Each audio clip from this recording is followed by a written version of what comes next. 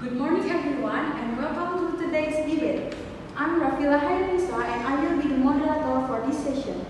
Our motion today is government should ban TikTok and similar apps for mental health reasons.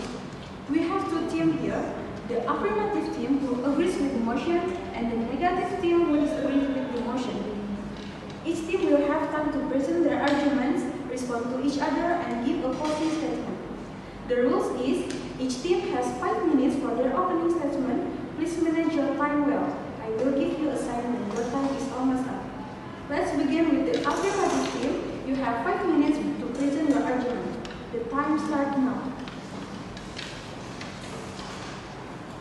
Let me introduce myself. I'm Muhammad Fadil Haikal from Affirmative Team as a first speaker.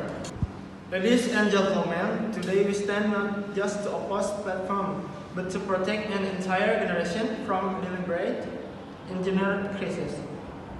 The TikTok algorithm is not neutral. According to Journal of Behavioral Addictions, 68% of teenagers exhibit signs of addiction to TikTok due to app design, rapid-fire content, unpredictable reward systems, and endless scrolling. All target at hacking the brain dopamine circuit. The result is cognitive fatigue, short attention spans, emotional dysregulation, and decreased scale, national epidemic. Data from the Ministry of Health of Indonesia 2024 indicate a 90% increase in adolescent depression since 2020, correlating directly with TikTok's rise. This is no longer a trend, it's a mental health disaster. We see the ban on TikTok and similar short video applications as a step by the state to block access to platforms that have been proven to damage mental health. Research from the Journal of Behavioral Addictions show that 68% of teenagers are addicted because the TikTok algorithm is deliberately designed to trigger excessive dopamine spikes. As a result, Minister of Health also show a significant increase since 2020. Cases of allergic reactions have increased by 90%, along with the skyrocketing popularity of TikTok. This means that this motion is important because it concerns effort to save the younger generation from the increasingly worrying mental health crisis. Thank you, the affirmative team. Now let's hear from the negative team. Your 5 minutes start now. Good morning, everyone. I'm Meta as the first speaker from opposition team. I will explain our statement that government should not ban TikTok and similar apps for mental health reasons. Ladies and gentlemen, while we acknowledge the concerns for young mental health, we stand firmly against the motion to ban TikTok and similar apps. Our team believes such a ban is disproportionate, ineffective, and ultimately harmful. Let's start by examining the principle behind this motion. The idea that government should intervene for public health is valid, but intervention must be proportionate, right-respecting, and based on clear evidence. A blanket ban on a platform like TikTok does not meet those standards. First, let's talk about causality. Just because mental health issues are rising alongside TikTok usage doesn't mean TikTok is the root cause. According to the World Health Organization 2022, young mental health is shaped by a variety of complex factors: academic pressure, economic instability, social isolation, family dynamics, not just screen time or app usage. Correlation is not causation. Second, TikTok is not inherently harmful. In fact, it provides value to millions of users. TikTok can be a source of connection, education, and creativity. According to Common Sense Media 2023, moderate social media use is associated with increased feelings of social belonging, especially among adolescents. There are support groups, mental health advocacy channels, and communities that help people feel safe and heard. Let's also recognize that banning TikTok violates the fundamental right digital freedom and expression. If we justify banning TikTok for potential mental health harm, where does it stop? Should we also ban Instagram, Netflix, YouTube? Should we ban books that talk about traumatic events? There is a slippery slope here that leads to excessive censorship. What government should do instead is regulate, not ban. Introduce policies for age restriction, content moderation, and platform accountability. Promote digital literacy in schools. Equip people to navigate online spaces responsibly. In conclusion, banning TikTok ignores root problems, disregards the positive function of the app, and threatens civil liberties. The solution lies not in prohibition, but in education and smart regulation. Thank you. Thank you for the negative team. Well, now proceed to the rebuttal round. Affirmative team, you have 5 minutes. Start now. Alright everyone, I'm here as the second speaker of the affirmative team. I'm Riva Tunisa, and our team reiterates that the psychological impact cannot be underestimated. Based on a survey by the National Commission for Children Protection 2024, 7 out of 10 teenage girls feel anxious about their bodies after only 1 hour of accessing TikTok every day. This is triggered by exposure for perfect face filters and fake beauty standards that are consistently displayed. Interpol 2023 report that 16% of online grooming cases in Southeast Asia originated from TikTok. When minors are being attracted, groomed, and manipulated online, we're no longer talking about content. We're talking about predatory environments. If we allow this to continue, we are complicit in letting a dangerous system prey on our youth from profit. Thank you. Thank you. Now it's time for the negative team's rebuttal. You have 5 minutes. Okay. Hello everyone, my name is Kalista as a speaker 2 from the opposition team. Let me now build the framework provided by my teammate and focus on the practical flaws in emotion. Let's begin with the effectiveness of a ban.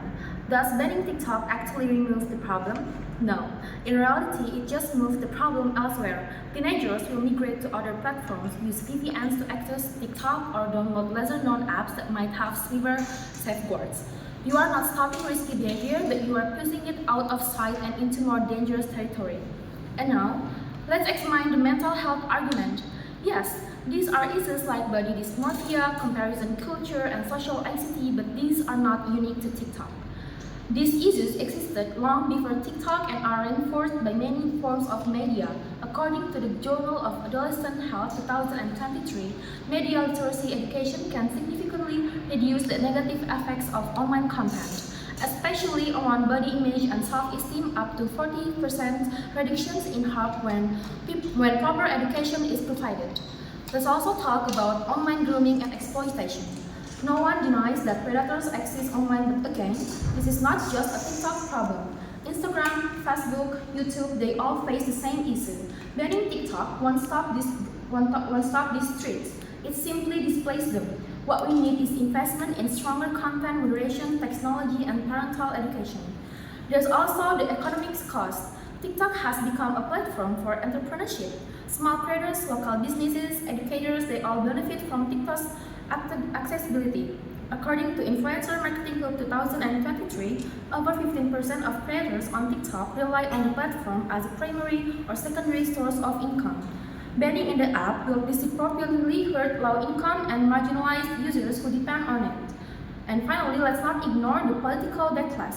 A government that bans and millions use daily risks alienating its own citizens, especially youth.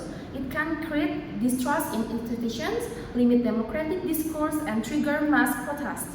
Do we want to teach youth that their government sees censorship as the answer to public challenges? In summary, banning TikTok doesn't solve mental health issues, introduce new risks, destroy livelihoods, and undermines trust. We should focus on education, regulations, and support, not censorship. Thank you. Okay, now we move on to the closing statement. Affirmative team, please deliver your conclusion in 5 minutes.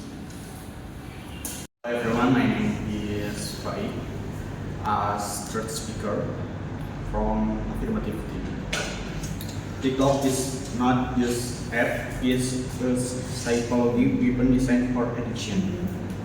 It's not a platform for creativity, when the majority of its effects are mental inequality, dysmorphia, and digital extraction. We have data from national, Indonesian, and international law enforcement, not opinions, confirming legitimacy. We don't allow cigarette in school. We don't allow toxic substances in children. So why do we allow digital poison proven to damage mind and invite predators to sit freely in their hand every day? In the issue of adolescent mental health, data from National Commission for Child Protection and Interpol prove that this platform lacks psychology poison for factory that systematic poison the younger generation. Therefore, claims that education is enough reason for freedom of expression are actually dangerous from of neglect. When the demand is this big prohibition is no longer an opinion, but moral obligation that must be carried out by the state. Thank you. Now, negative team, your 5 minutes conclusion, please. Thank you. I am Nagita Aulia Putri as the third speaker from opposite team. I will summarize our stance and propose the constructive model our side believes in real solution. Let's recap. The proposition blames TikTok for raising mental health problems, but the evidence is circumstantial and ignores broader social pressures. They assume banning will remove harm, but in reality, it just drives users to unregulated platforms. They overlook TikTok's role in expression, economic opportunity, and education. So, what should governments do instead? Let me lay out our responsible alternative. First, smart regulation. Government can work directly with social media companies to set clear rules, require transparency in algorithms, ban harmful trends or content, promote safety standards, and create time limit feature for users under 18. The second is strengthen digital literacy. Digital problems require digital education. Let's integrate media literacy into school curricula. Teach students how to identify toxic content, how to navigate emotional triggers, and how to build resilience online. And the third is support mental health directly. The real solution lies in strengthening mental health infrastructure, provide accessible counseling, hotline service, and school psychologists. Social media is only one layer of a much larger problem. Let's address it at the root. The fourth is empower parents and guardians. Give family tools and training to monitor and guide their children's media use, parental controls, certificate contract, and open communication. Education over fear. In conclusion, banning TikTok is a simplistic response to a complex problem. It treats the symptom, not the cause. Our path forward must be thoughtful, inclusive, and empowering. We don't deny the risk, but we believe in better answers. Not bans, not censorship, but education, regulation, and trust in young people to learn how to use digital discuss phase was we urge you to oppose this motion. Thank you. Thank you to both teams for the interesting debate. Now, for judges, it's time to judge both teams. The judges has 5 minutes to discuss.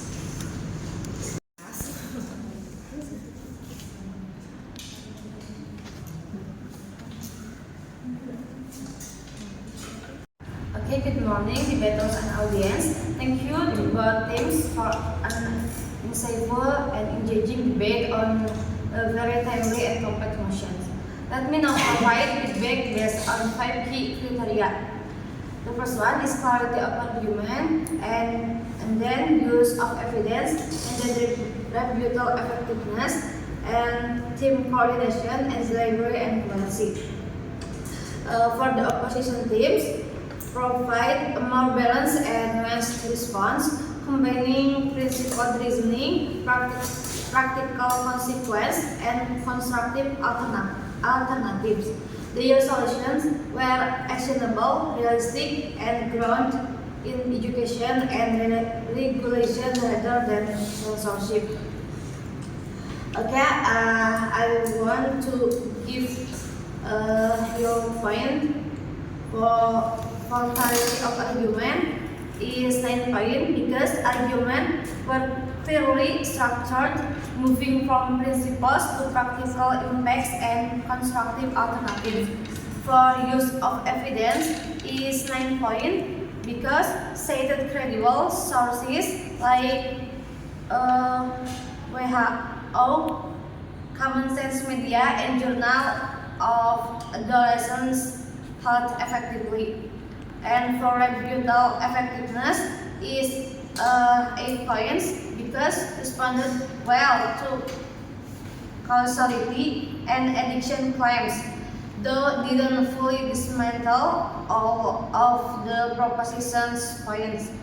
For team coordination is 9 points because strong flow between speakers, each building logically on the previous one. For the delivery and fluence is 9 points because persuasive, fluent, and formal language with smooth transitions. And then for total point is 45 from 50 points. The average is 88. Thank you. For the next. Okay, for the proposition team, excelled in urgency and moral clarity, using powerful data and emotional appeals effectively. However, their model lacked depth in execution, no roadmap and post-ban, and little engagement with counter-regulation strategies. And for category score is clarity of argument is 8.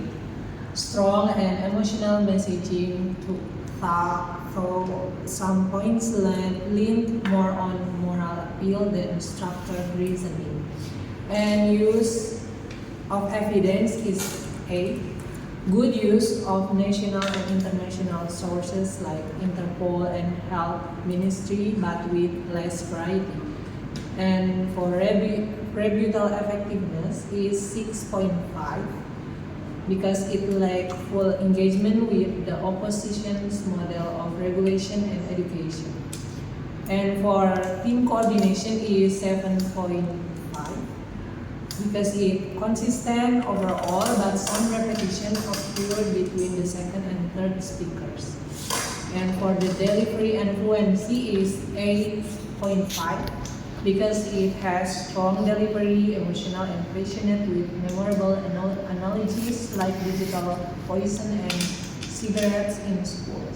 And for total is 38.5 or 50, and for the average is 7.7 or 10 out of 10. Thank you for your attention. Back to the moderator. Everyone, that's the end of our session. Congratulations for the opposition teams and see you next time. Thank you.